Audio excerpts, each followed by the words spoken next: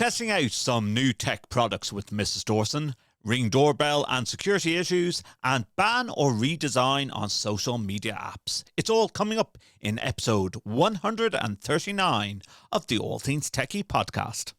Here's the show that loves to talk about gadgets and gizmos, from A-Logic to Yamaha, cameras to control panels. You get what I mean. We love talking all things techie. In fact, that's the name of the show. And here is your host, Justin Dawson.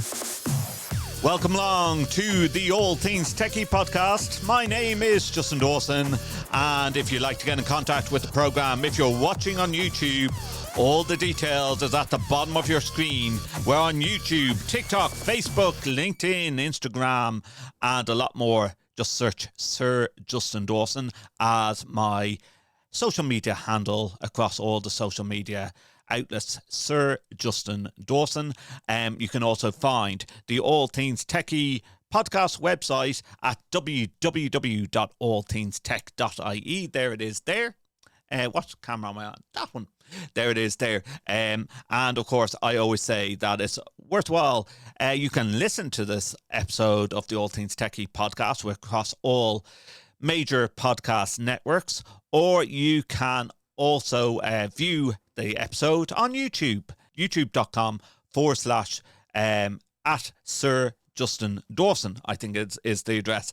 All the details on our official website, www.allthingstech.ie. Now,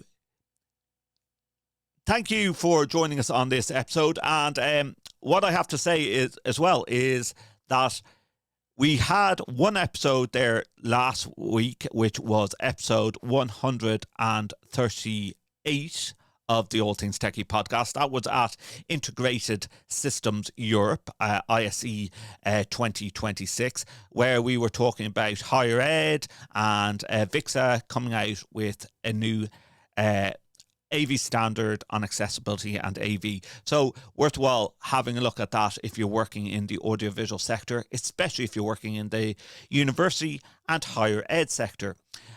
We will be going back to more episodes of Integrated Systems Europe. Episode 140, 141 and 142 is all in Barcelona. So pretty much over the month of February, and into March, you are going to see a lot of episodes from Barcelona. And this is an episode where we just want to catch up on the tech that is and the news that is happening from around the globe. And there's a lot of tech news that's happening from around the globe. Now, before we get into the details of Ring Doorbell, which I'm sure some of our listeners and viewers might have heard about, I want to rewind because I have so many different tech products on my office table and in my studio that I have to test out and review. And thanks to all the different companies that are sending me different products to review, you will find a lot of them on my official website, www.sirjustindawson.com, and also you will see some on my official YouTube channel at Sir Justin Dawson. So I'm going to be working on them. But some of the tech products that I got, I thought it would be fun to do with the missus. This is not, no matter how I put this together, it's going to come across as rude. Okay, so there was a couple of things that I brought back from Vegas to test out. This isn't adult rated. Please be aware. So I hope you enjoy this next 10 or 15 minutes where I brought Lady Jennifer onto the All Things Techie podcast. It's Justin Dawson from the All Things Techie podcast, and I'm with my wife, Lady Jennifer. She doesn't get on the podcast enough, or she doesn't get to do product reviews enough. But, you know, we just thought we might have some fun with the suck 'em and see type of lollipop. Be nice. Be nice. This, you know what? This was made Irish television as well, hasn't it? It was on the breakfast morning show the other day. So we're going to get to the suckable musical lollipop that you suck it and hear music through your bone density in a couple of minutes' time. But this is more impressive because we have an assistant dog, don't we? And Jen changed her top because we are ambassadors for autism assistant dogs. Well, Jen is soon to be. Pharaoh is right down here below us. But this is a really cool product, and I want to get this into the Irish markets a bit more. Now, it has been sold globally. This is Rescue Retriever. It's a smoke alarm that alerts firefighters that you have a pet in your house. And when you have a dog that has cost €25,000 to train over 2 years, we do a lot of promotion for AADI, and we can say this off the top of our head a lot. But when you have a dog that is worth €25,000 because it's that much time and effort, 2.5 years to train, it's important that they get a place in our heart and in our house. So this is the Rescue Retriever. It is in the shape of a paw. I love this, right? It's in the shape of a paw. First of all, stickers that go on the actual window to alert firefighters. This was actually created by a firefighter as well, which I really love as well. So sticker and actual device itself. You can have a look at that there. The nice thing about this device is the fact that it doesn't give off a sound. It gives off a pulsating light to say to firefighters and alert pets that there is a danger. So it's not about the sound, it's more about the light, which will alert firefighters that there is a pet in the area. So there's batteries in it apparently. Press and hold the button on the bottom of the POW to test. Oh, and there we go. And it flashes away to say that it is there. Date of purchase, you write your purchase date on the back and the Rescue Retriever and replace every 5 years. So it's a 5-year lifespan of it. You can mount it to the wall or door, but the firefighters that I met on the day, and including one of the founders of this product, he said to always put it down low and also put it where the pet is usually to be found. So we're going to stick it under the stairs at Pharaoh's little place as well. The product, I like it, the fact that it's in the shape of an actual paw. And there's the flashing. It is quite strong on the flashing. Oh, and in a fire situation when you've got smoke, you'd want it to be strong. There's the sticker that goes on the window at the front of the house. Hologram type of style, and they give you the little sticky pads as well to it.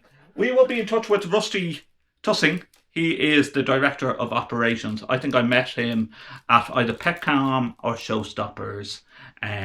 So we shall be reaching out to Rusty as well and saying hello and finding out more about the product on the All Things Techie podcast, because I do actually love this product.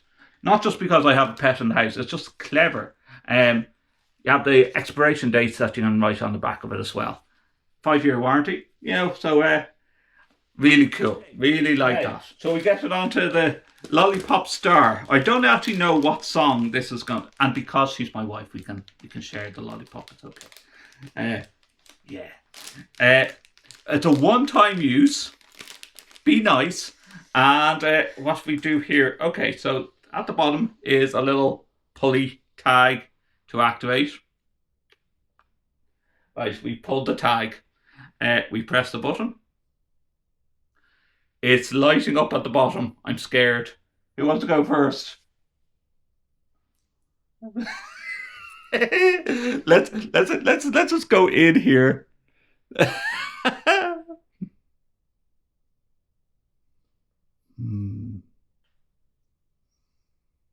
She's closing her eyes while she's sucking. Be nice.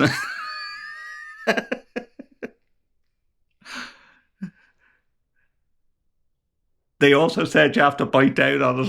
Yeah, you do. You do. I don't know what song it is.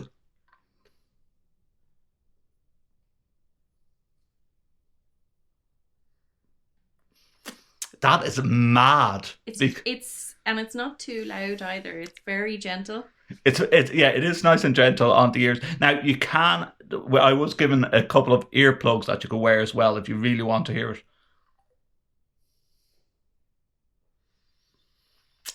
You can. You don't get it if you're sucking on it. It's a nice lollipop. We can't do this without being rude. Suck away, Justin. It's like a blueberry lollipop. I don't think the flavour is the primary selling point. It's the unique selling point. Yeah, it's a bone density of on your jaw as you clamp down on it. Sorry, there's no way we can do this without being rude. I've lost all my audience right now. All 8,000 of them are unsubscribing at the moment on YouTube. It is fun. I wonder does it repeat the repeat the song afterwards?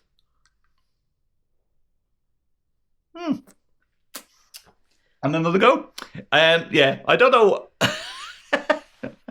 I don't know, does it repeat the song after? It would be cool if you could change the songs. It would be cool if you could get replacement lollipops and put the replacement lollipops back in. Yeah, but the battery is going to probably last a long time. The battery will last a lot longer than the lollipop itself. Yeah. Well, that. Shh, shh, shh, shh.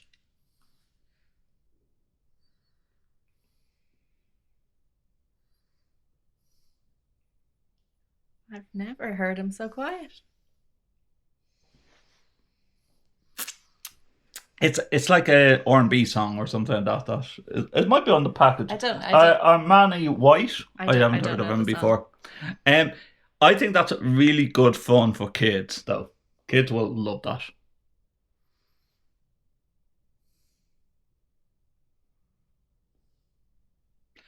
While Jen is sucking on the lollipop. No, I'm trying to hear the song and you keep talking. Okay. Shockingly. It's a podcast.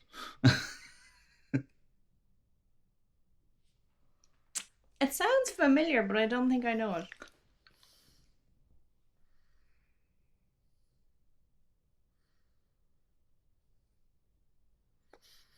Okay, I found my way, something like that. Anyway, Is it on the package? It is on the package. No, that's the wrong one. That's the wrong one. There we go.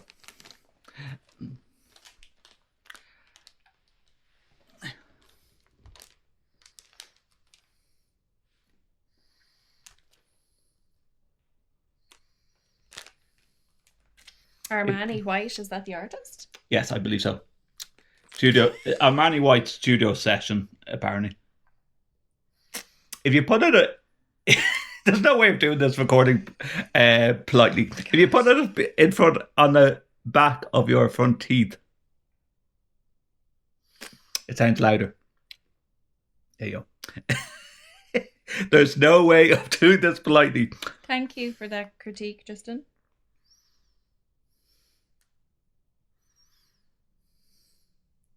Plays up to 60 minutes.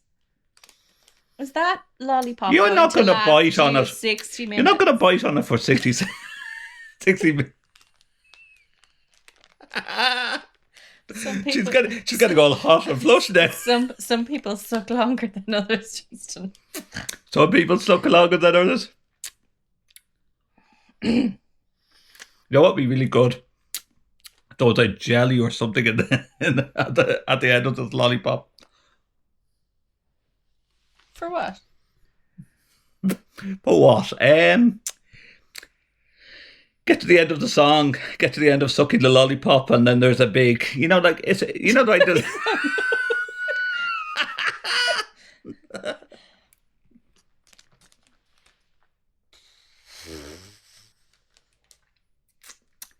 I don't know. I think the novelty would wear off as you try and bite it, listening to the song while also sucking on. I think it needs to have a purpose. Does it not? It's a musical lollipop. Yeah, no, I know. But But, you know, as fun things go, like, that'd be a very expensive item to put in, like, a 6-year-old's party bag. Like, I don't know what the retail price is. On the website, there's no retail price yet of them. Like, I think for kids, it'd be awesome. But for adults, I think it needs to have a purpose. Like, is it being marketed as some kind of sensory tool? Or, like, what apart from being a lollipop that is, you're not going to get 60 minutes out of a lollipop. You know what? But, you know, what is the purpose of it? You would feel that, like, because we have an autistic child and the sensory of it, right? That once the lollipop top there is gone, you could clean it off and you could listen to the music, and it does vibrate, of course, because of the bone density idea. Yeah. So if that's in our world, we would have a lot of chewies in the house. So, you know, if you're going to hold on to the thing as use it for a longer life than just the candy of the lollipop, put a chewy on the inside of the lollipop so that once you've finished the candy, you're left with a chewy. Yeah. I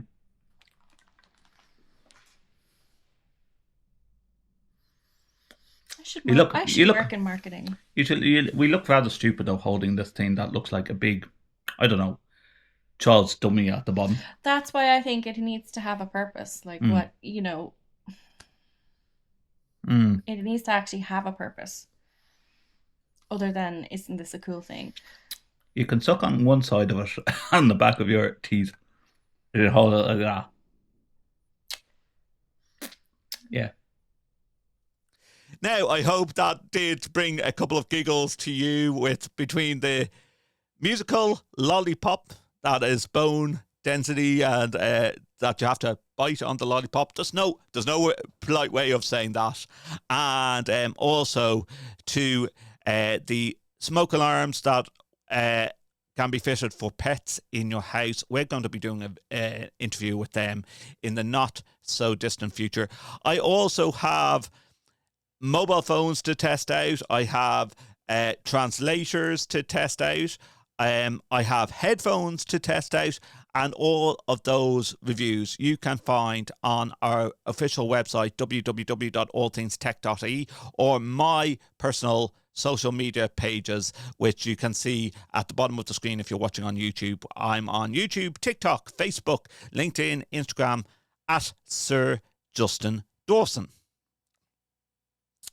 Now, today we are diving into the intersection of convenience, safety, and ever-growing surveillance state.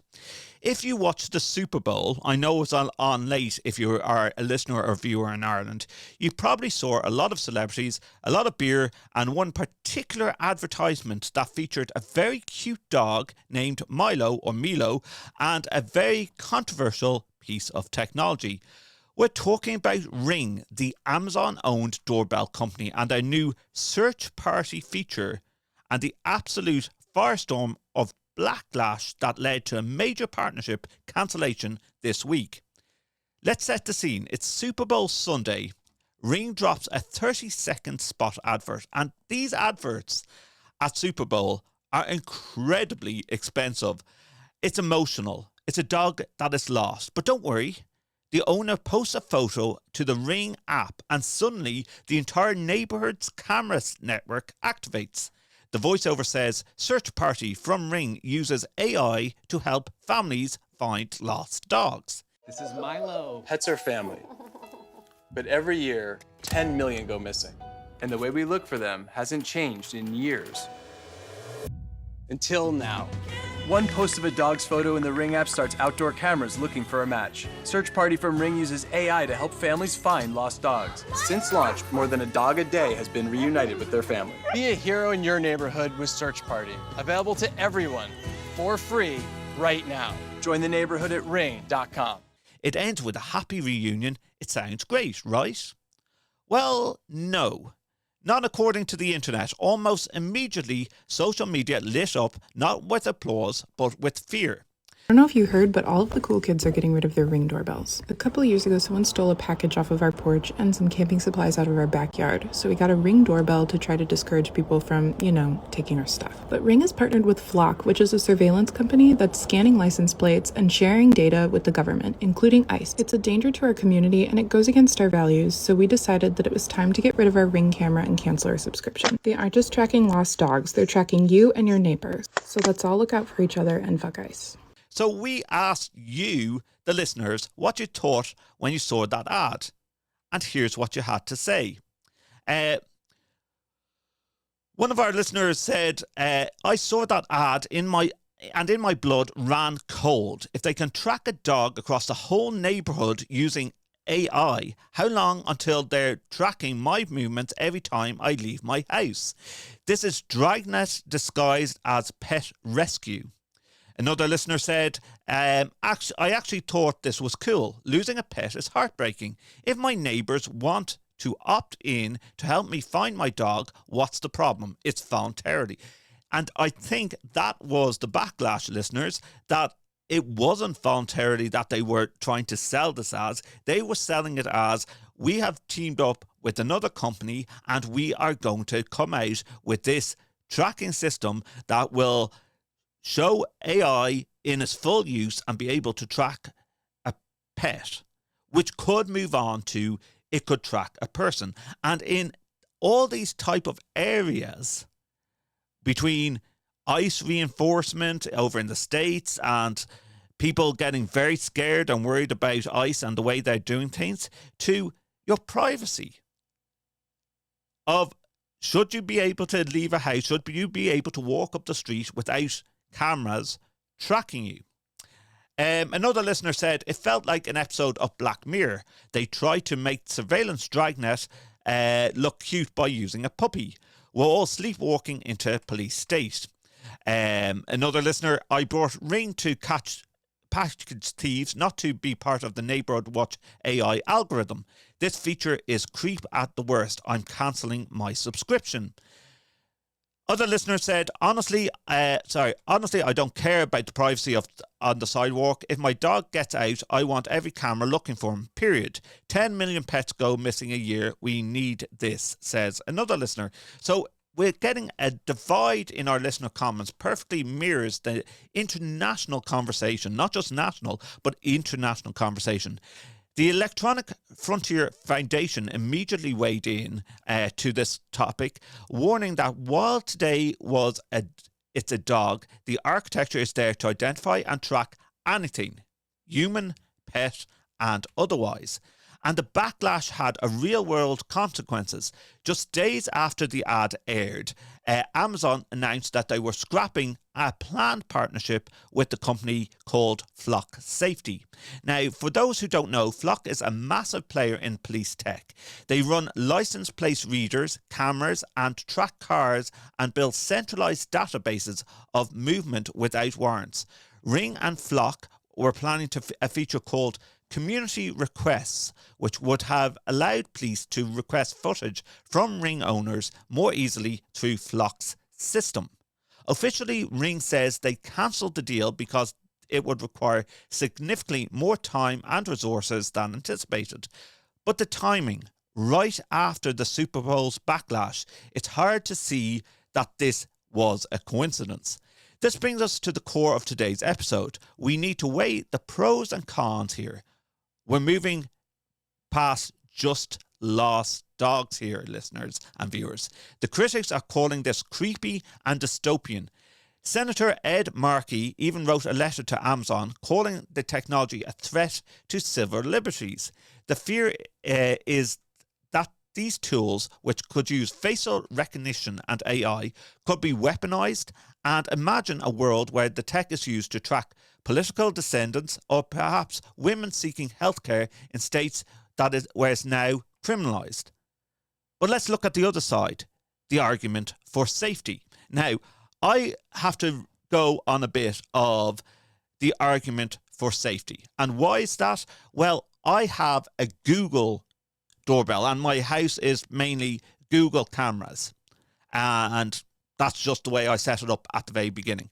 My son is autistic. My son is pre-verbal. My son would elope. And he did at one stage get out from our house, and the fear of God while I was in work and my wife Jen was at home.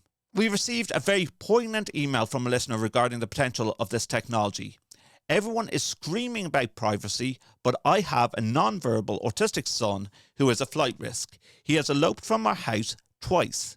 If Ring's AI could track him, they could track that dog, I would sign up in a heartbeat. It could save his life.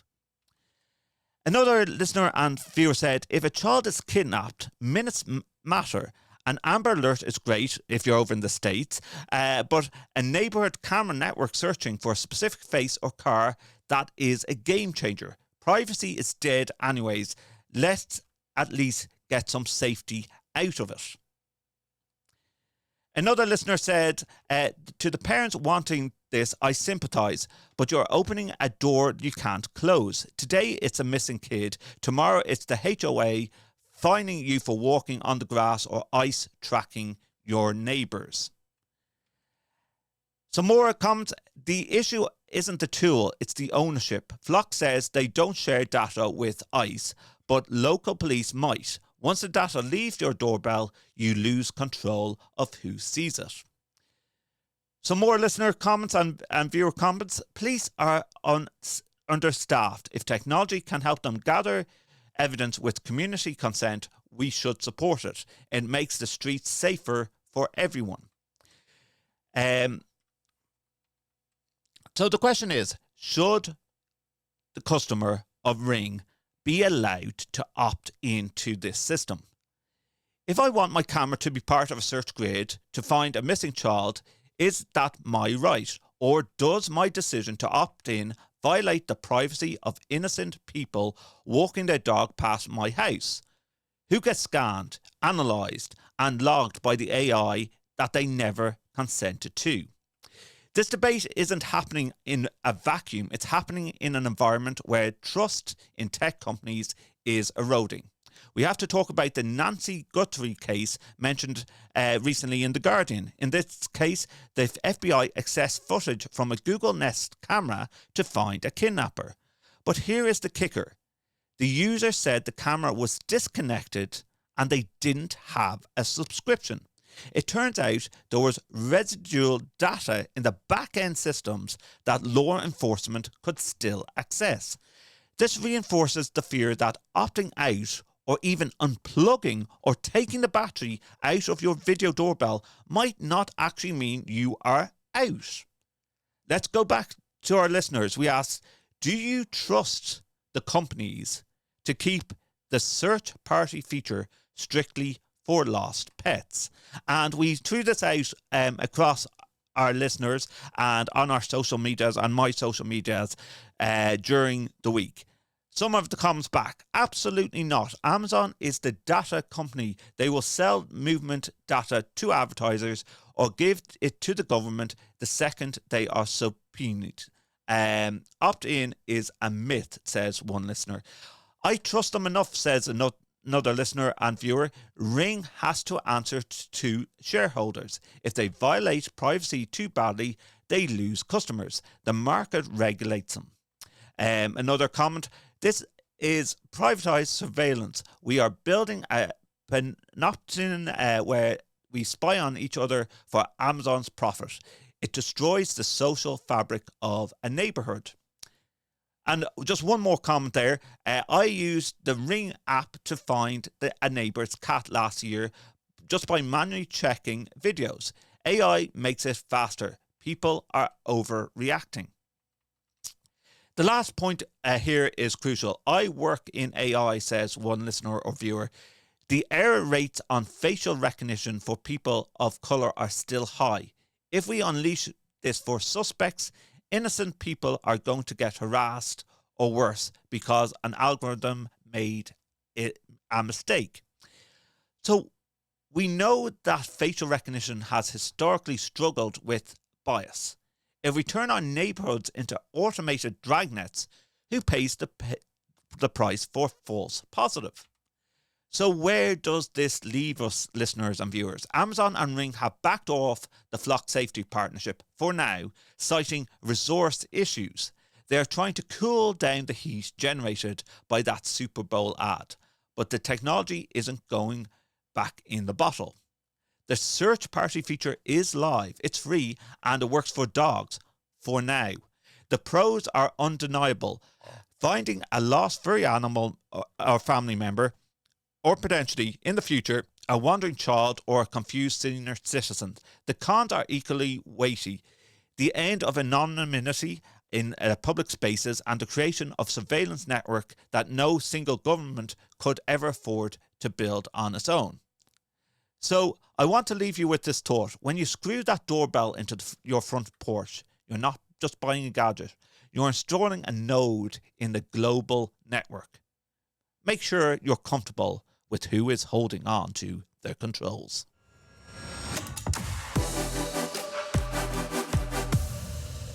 This is the All Things TechIE podcast. My name is Justin Dawson, and if you want to get your advert displayed on the All Things TechIE podcast, you can see that we do offer the ability to add your advert into our YouTube content, our video content, or if you want us to read out your advert on air as well. Like, comment, share, and subscribe to the All Things TechIE podcast. You can find us this episode and all 138 previous episodes of the All Things Techie podcast by visiting our official website. There it is there if you're watching on YouTube, www.allthingstech.ie. Now, do we have to have a ban or redesign on social media apps? If you were asked to delete your favourite social media apps right now permanently, could you do it? Or would you feel a spike in anxiety? In this episode, we're looking at an engine under the hood of our digital lives. We are asking, is social media getting more addictive? And this is a topic that came up in European and Irish government only in the past week and a half. Is social media getting more addictive? And more importantly, was it designed to be that way? It isn't a philosophical debate. It is a legal war playing out in California, Brussels, and in Dublin. Right now, a massive bellwether trial is underway in Los Angeles. A young woman known in the court only as KGM is suing the tech giants, and she claims she started on YouTube at the age of 6, and by 14, she was addicted to Instagram, Snapchat, TikTok, leading to severe depression and body dysphoria. Here is the news. Snap settled last week, or just about a week ago. TikTok settled just 2 days ago, but Meta and Google are still going to trial. Why? Because the lawsuit claims these companies borrow techniques from slot machines and cigarette industry to maximize youth engagement. This trial has sparked a global firestorm. We asked you, the listeners of All Things Techie community, to weigh in, and we received hundreds of responses on the core debate. Should we ban these apps for kids or force the companies to redesign them? Tech Mum came back and said, we ban cigarette ads for kids. We put seatbelts in cars. Social media is a new form of smoking. A ban is the only way to protect developing brains. Another listener says, bans are a lazy solution. Kids will use VPNs. The problem isn't access. It is the design. Force them to remove the infinite scroll and the addiction breaks. Another listener and viewer says, I'm 40 and I cannot put my phone down. If adults can't handle the algorithm, how can we expect a 12-year-old to do so? Ban it until they are 16. Some more comments. Parenting is hard. That doesn't mean the government should be the parent. Bans are a government overreach, says one listener and viewer. I see the mental health crisis in ER every week. This must be coming in from a listener or viewer who is working in a hospital setting. We don't have the time for redesigns. We need a hard stop. The Australian ban is the right move. Now, that came in from a woman called Jessica, and Jessica mentions Australia. Let's look at the global map because the ban movement is gaining serious momentum around the world. Australia has enacted the world's first total ban on social media for children under 16. They are backing it up with fines of up to $33 million for companies that don't comply. France has also approved a ban for kids under 15, and Denmark is considering similar rules.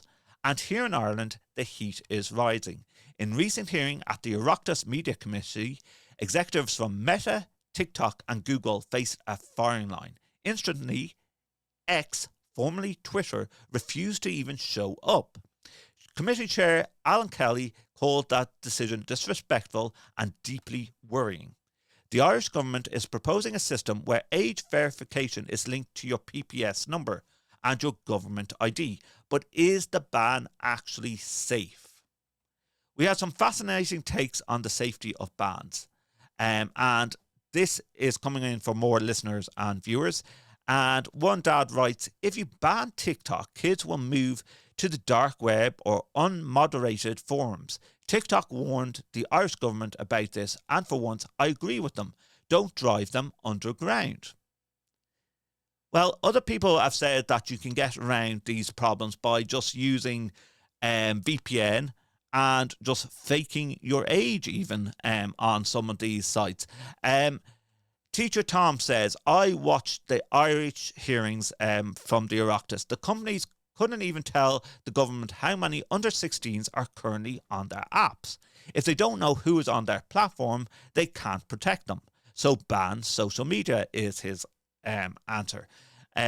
Mike says these companies are terrified of bans because it destroys their future user base. The lawsuit says a child user today becomes an adult user tomorrow. Bans cut off the supply line.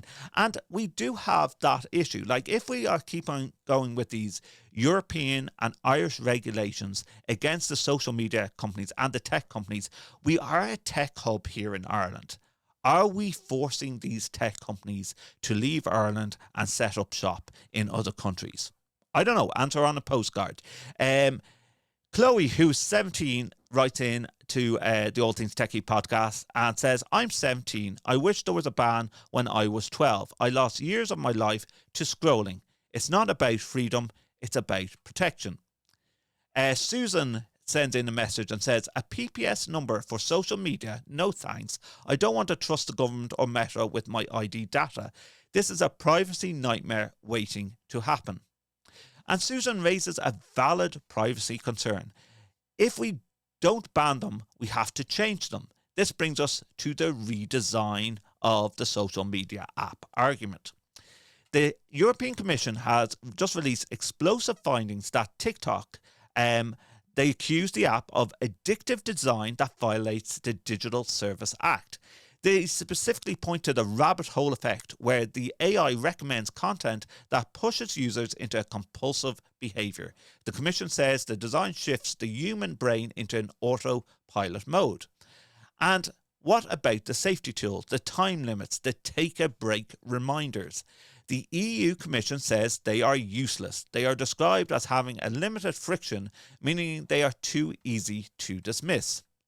So we asked our listeners and our viewers about the redesign option. Dan says the algorithm is the product. Asking them to redesign is asking them to lose money. They'll never do it voluntarily. The courts have to force them. Nina writes into the All Things Techie podcast and says it's a basic biology. The variable reward schedule of the feed is the same as a slot machine. We regulate gambling. Why don't we regulate the feed? Eagle88 sends in a message and says, watching the trial over in LA at the moment, Justin, the jury decides that design is a product defect. It bypasses section 230. Now, this is getting very legal, and it is the game changer. Makes the design illegal, not the user. And one more comment. I don't care about the kids. I care about my sleep. The autoplay feature is evil. It should be illegal to autoplay video by default on these social media apps. That one change would break the addiction. So the trial in Los Angeles is testing exactly what Eagle 88 mentioned. The defense argues there's no clinical definition of social media addiction. They say the plaintiffs are inventing a medical condition. They also claim that because the addiction comes from the content, it is protected speech under the First Amendment. Now, that's getting very legal over in America. I'm not a solicitor. I'm not a lawyer. I don't have any legal expertise. But the plaintiffs argue that the infinite scroll is not speech. It is a trap. So we are also seeing a divide between how this impacts children versus adults. The lawsuit focuses on kids, but the EU finding mentioned vulnerable adults as well. So on that basis, where do we all land? On one side, we have the ban approach, heavy fines, age verification, and hard borders like we are seeing Australia potentially, and potentially in Ireland as well. On the other side, the redesign approach to these apps, the EU and the US courts forcing companies to kill the infinite scroll, stop the autoplay, and break the autopilot trance.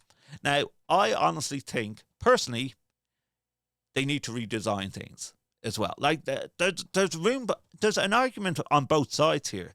And we'll leave you with the final thought from the lawsuit itself. It alleges that the companies understand that child safety user today becomes an adult user tomorrow.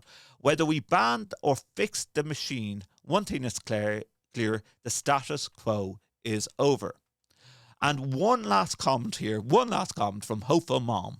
I don't want to ban the internet. I want an internet that doesn't hate my children. If that means dragging Mark Zuckerberg or others to court and finding TikTok billions, so be it. We'll keep an eye on the KGM trial in Los Angeles and the legislative moves in Dublin every step of the way. But would love your comments and thoughts on, should social media apps be redesigned, or should there be an all-out ban, or is there a ban for under 16s? What is your thoughts on it? This issue is not going to go away anytime soon. But one thing for me is I've been trying out the Modita phone, the compact phone, and I can find the reasons I need a smartphone. But has the Modita compact helped me to take away myself from social media? Yes, it has. I'm now trying to limit my social media usage to 2 hours a day, and I'm going to keep on pushing back through the month of February and March into 1 hour a day and so forth, and see how I get on with combating my use of social media, because it is addictive. I think it is addictive. That's my personal opinion. It is addictive. You can doom scroll. And by using the Modita compact phone as well, which is just e-paper, simple apps on the phone, no social media, I'm cutting back my use of social media, even on my smartphone. Now, I do like having a smartphone because easy for GPS and tracking. I have some school apps that I just need to have access to for having a young family. So there is a need for a smartphone. Do I need social media on that smartphone? Absolutely not. Maybe for posting to my socials, but I can limit my amount of use of social, even if I'm just collecting the social media posts that I need to do each day or each week and sending them out and scheduling them on my social media platforms. I don't need to use social media all the time. A heated debate and discussion. My thanks to Lady Jennifer for coming on the programme and showing off some of the tech that I picked up at the Consumer Electronics Show, CES 2026 in Las Vegas in January. Do enjoy testing out some tech products with her. Also, love to have your comments on the two topics we discussed, the Ring Doorbell and social media. Should it be banned or should the apps be redesigned? The next couple of episodes is over at ISE in Barcelona. Hope you enjoyed them. Please like, comment, share and subscribe, and I'll talk to you next time. Goodbye.